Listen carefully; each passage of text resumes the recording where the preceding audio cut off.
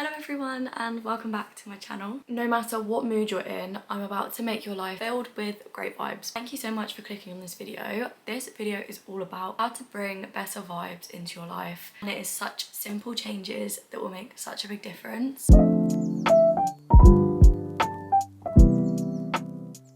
My thinking behind this was we spend so much time on our phone and we absorb so much media and so much information, and we don't even realise how much it actually affects us. Put together a list of things that you can do to change your physical and digital realities to hopefully make the two spaces a nicer, more motivating reality. I've got my tea obviously because it wouldn't really be a Darcy video without a tea. Also wanted to say thank you so much for all the love on my TikTok at the minute. The growth I've experienced in the last few days, it's just been mental. I'm so excited. It's such a lovely start to the new year. This is just gonna be the year that all of our dreams come true. So I don't think I give enough credit to podcasts, and I don't think I take podcasts seriously enough because they can just make any situation more enjoyable. If you're on a hot girl walk, you can listen to a nice podcast. If you're at the gym and you don't really know what music you want to listen to, you can listen to a podcast. If you're sat working and it's not distracting, you can listen to a podcast. So some podcast recommendations that I wanted to tell you guys about.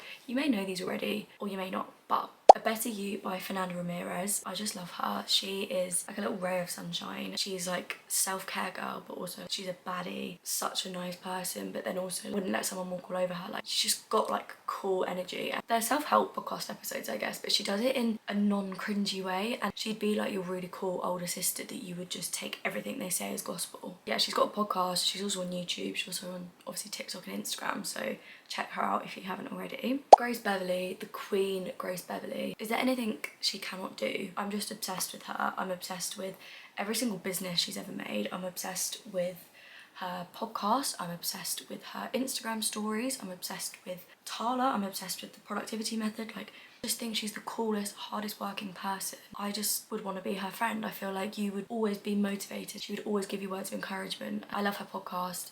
It touches on lots of different things. I personally like it for the more mindset, getting organised stuff, but she also has podcast guests who talk about a variety of different things like love, relationship, money, you name it. She's probably got a podcast episode on it. Her podcast is Working Hard or Hardly Working. She's also got a book, but I'm currently in the middle of like 5 self-help books, so maybe once I finish them, then I'll read hers. Psychology of Your 20s. I don't listen to this one as much anymore, but I used to a lot. It's got an episode for whatever you're needing. Sometimes it's just quite nice to just find a new podcast, scroll through all the episodes and just see which one you feel like you need to listen to. She does lots of research into it and it's all science backed. Obviously it's for anyone in their 20s, but I feel like if you feel like you're quite mature for your age and you're in your teenage years, then it's not going to hurt to learn more about yourself. The Psychology of Your 20s for me is just like becoming self-aware, recognising emotional intelligence, influencers. Because we spend all of our time scrolling and scrolling and scrolling, we want to make our feeds, our timelines, our For You pages as positive and as least triggering as possible. And that's something I've learned. So if you know that you go on your phone and you see influencers posting, it triggers you, unfollow them. It's not a personal thing. You're not saying you hate them as a person, but if your feed is triggering you, change it. I don't know if you've heard the term like building your For You page brick by brick. There's an algorithm in place for a reason. Just be mindful of this. If you need to unfollow people because you know they're not good for you and not good for your head and your mental health, then unfollow. It's really not that deep. On TikTok, I follow someone called the Daily Victorian, and I can't remember if it's for full moon or new moon, but she does a meditation, and the girlies that get it. She explains it like you're at a starting point. She like takes you through to the next month, but you're like shutting your eyes, visualizing, like thinking about all the things you want to do in this month. Just like, oh my god, I'm ready to be a baddie and live my best life. All my manifestations are going to come true. Like, you just feel so safe and comforted, and I just want to give her a hug, to be honest. Grace Beverly made a second appearance on here because obviously she does her podcast, but yeah, she does content creation as well. I just love what she posts and I find it very useful, I find it educational. I think she posts has a purpose to it, and she often does a lot of productivity tips even on her main account as carousel posts, so it's me hyping her up for the second time in this video. I came across Dr. Faye Bates on YouTube and I am just obsessed with her. Her editing is incredible. You feel like, you know when you're watching a TikTok and it's been edited so well and it's been edited to keep your attention, that's exactly what hers has done, but it's all productivity, bettering yourself, the science behind that, deep-rooted psychology, and you know she's not bluffing because she's a literal doctor. I just have so much respect for her. She hustles so much. I follow people that hustle. It makes me want to hustle as well. And that's what I mean. You want to be following people that make you feel motivated. She'll break it down really simply, like the 5 things to get to here, 10 things to help you with this. You just feel so clear and calm after, and I love it. On kind of Instagram and TikTok, there's 2 that I'm kind of putting in the same category. There's Izzy, follow her, what's her name? I think it's Izzy FB. And then Hope Waits. I think the 2 of them just post, I might be butchering the pronunciation, but like really like divine, feminine, ethereal, high vibration content that's just your lovely reminder whenever you see something that they've posted come up in your feed.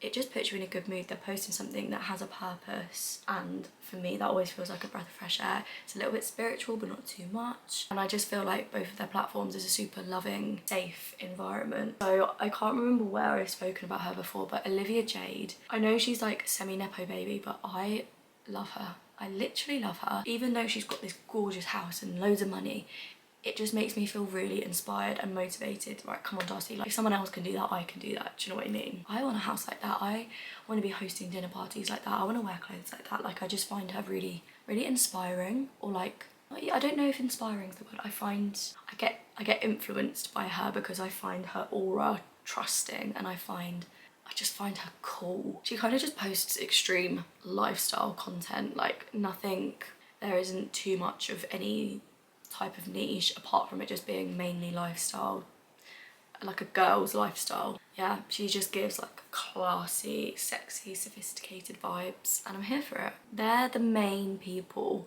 I've recently followed quite a few people, but not enough for them to kind of, they don't necessarily do anything that majorly stands out to me, like, oh, they're a favourite of mine, if that makes sense. I feel like my favourite influencers, apart from Olivia Jade, because she is just more lifestyle, but the people that post about bettering yourself and self-help and kindness and self-growth, basically the type of content I make. If I find someone else like me, I'm just like, oh my god, I literally just want to be your best friend. The next part of this is being particular about how you spend your spare time. Doom scrolling doesn't do anyone any good. Learn when to put the phone down. This is something I'm really trying to work on, getting my screen time down this year. I haven't got high hopes for it, I'm not gonna lie.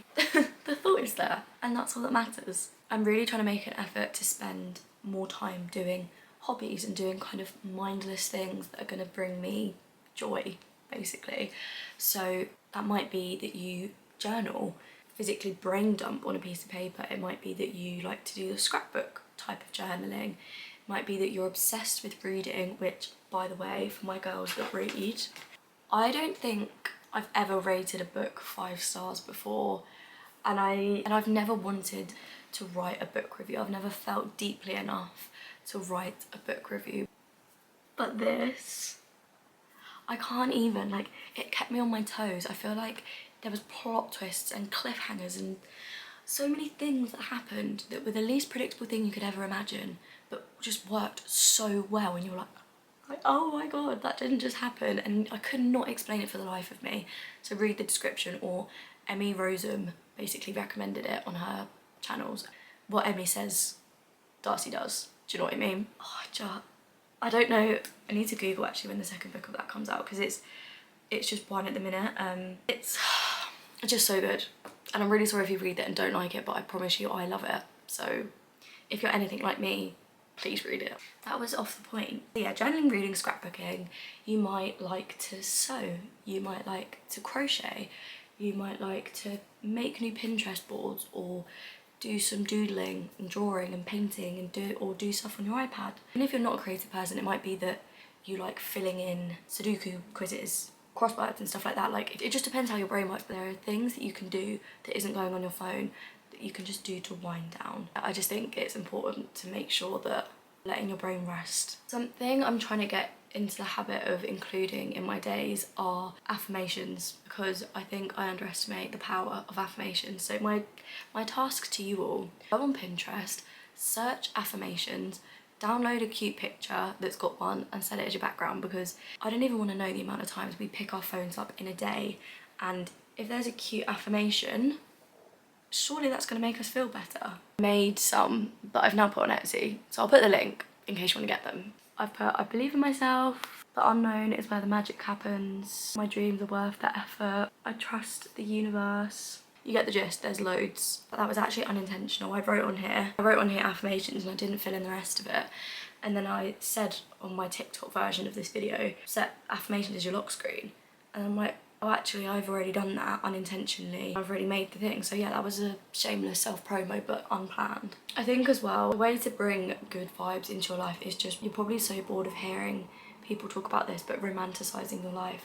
And I heard a quote saying, stop romanticizing the future and start romanticizing the present. We're so focused on what's our future gonna look like that we just kind of let the days that we're currently in just go past, and we don't make that much effort with ourselves now. There's still days, we're still living those days just as much as we're living the days in the future. We need to make sure we're enjoying right here, right now. Ways I like to romanticize. Candles, I can't get enough of candles. I just love them. Candles really set the mood, make me feel cozy. Just scream self-care evenings, scream wholesome. If you are ever stuck on what to buy me a candle. I can't speak for Apple Music, but I can speak for Spotify. There is a playlist for every single mood you could ever feel. I just make the most of that. I don't really make my own playlists. I just use ones other people have made or ones Spotify make for me. So put a playlist on to reflect your mood, romanticize the mood that you're in. I also put kind of like background ambience on my TV. It's kind of like lo-fi jazz. I hope you were able to gain at least one thing from this video to hopefully make both your physical and digital reality a little bit nicer and more motivating. As I say, they're such simple, easy changes. You didn't just listen to me talk at you for however long this video is. Thank you so much for watching this video. I am so happy that you're here. If you did enjoy, please like, comment and subscribe. It means the absolute world. And also make sure to check out my other social media platforms because I am making such an effort on those at the minute too. And I just have such a gorgeous community on all my platforms. So for that, I am so grateful, so lucky. I think I need to drink my tea now before it gets cold. So I will see you in my next video. Bye!